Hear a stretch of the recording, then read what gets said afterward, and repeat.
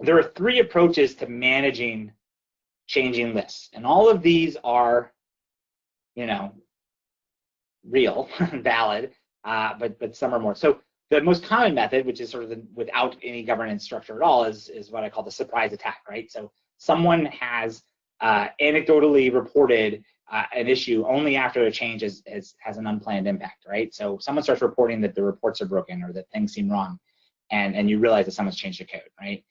That's actually better than the alternative, which is that you never notice and your numbers are just wrong forever, right? So, but this surprise attack issue, this is what you're trying to avoid with good governance.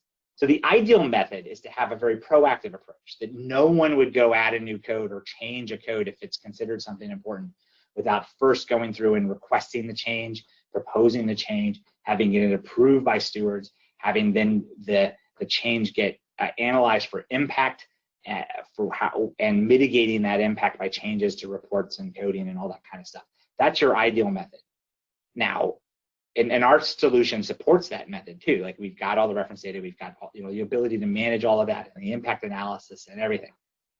The reality is that that's not happening very often, and that's a very mature level of governance and proactiveness by the people who want to make that change.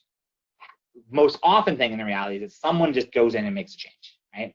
Now, you don't want to end up with the surprise attack.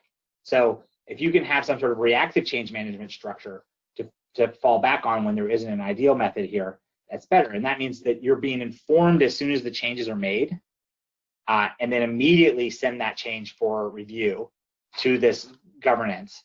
So you're not sort of doing it beforehand, but at least you're trying to, like, as soon as that new code was added or the code was removed or changed, you're getting informed about it, and the stewards can look at it and be like, oh, no, we're going to take that out, or okay, we're going to do that, but I need to go change these reports because it's going to be broken, right? So that you want to either roll back those changes or quickly go and identify and mitigate the impact of that. So both of these are forms of governance, and from a pragmatic approach, I think it's important to implement both of these in your institution.